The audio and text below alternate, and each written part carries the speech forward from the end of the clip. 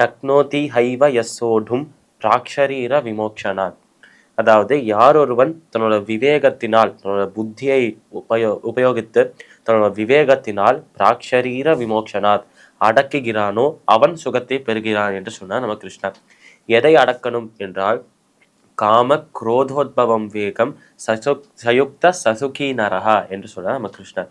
நம்மளோட புத்தியை பயன்படுத்தி, நம்மளோட அறிவை பயன்படுத்தி, நம்மளோட விவேகத்தினாலும் அந்த ஒரு சாதுரியத்தினாலும் இந்த ஒரு காமத்தையும் ஆசையையும் கோபத்தையும் அடக்கினோம் என்றால் நமக்கு இந்த சுகம் ஆனந்தம் கிடைக்கும் என்று மிக எளிமையாக சொல்றார் நம்மளோட கிருஷ்ணர். அவ்வளவுதான், வேறு எதுவுமே செய்ய வேண்டாமல் நம்ம சந்தோஷப்படுவதற்கு. ஏனென்றால் நம்ம பணத்தை சம்பாதித்து பணம் நிறைய இருக்கு என்றால் சந்தோஷப்படுவோம் என்று ஆசைப்படுவோம். அப்படி பணம் சம்பாதிக்கணும் என்பதே ஆசைதான். இப்படி ஆசை இருக்கு என்றால் ஆசை இருக்கும் இடத்தில் துக்கம் மட்டுமே இருக்கும் என்று சொன்னார் நம்ம கிருஷ்ணர். அதனால் பணம் இருக்கும்போது நமக்கு சந்தோஷம் இருக்கும், சரி. ஆனால் தூங்கும் போது நம்மளுக்கு இரவில் தூக்கமே வராதாம். இந்த பணம் இப்போ என்கிட்ட இருக்கு, இன்னைக்கு என்கிட்ட இருக்கு, நாளைக்கு இது என்கிட்ட இருக்குமா? ஒருவேளை ராத்திரியில யாராவது திருடிட்டா என்ன பண்ணுவேன்? இவ்வளவு பணத்தை வச்சு நான் என்ன செய்வேன்?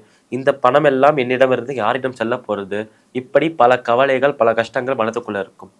இப்படி நம்ம ஆசைப்படுவதால் துக்கம் வர்றது. இதுவே அந்த ஆசையை விட்டுட்டோம், அதே நேரத்தில் கோபத்தையும் விட்டுட்டோம் என்றால், ஆசை கோபம் இது ரெண்டுமே போயிடுத்து என்றால் நமக்கு சந்தோஷம் ஆனந்தம் கிடைக்கும் என்று சொல்றார் நம்ம கிருஷ்ணர். அதனால் கோபத்தையும் காமத்தையும் ஆசையும் விட்டுட்டோம் என்றால் ஆனந்தம் கிடைக்கும் என்று நமக்கு எளிமையாக சொல்றார் நம்மளோட கிருஷ்ணர்.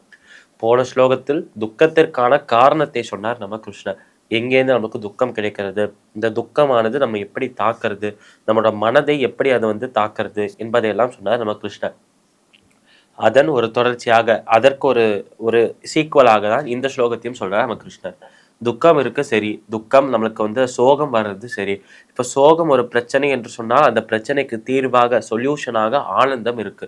இப்படி இந்த பிரச்சனைக்கான தீர்வான ஆனந்தத்தை எப்படி பெறுவது?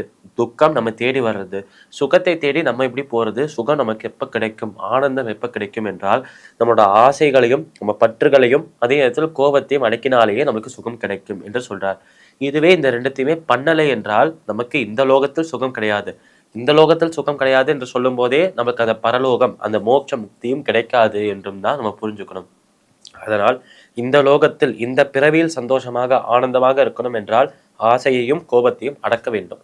இந்த லோகத்திலேயே அந்த ஆனந்தத்தை பெற்றோம் என்றால் இந்த ஆனந்தமே நம்மை பரமானந்தமிடம் இட்டு செல்லும்.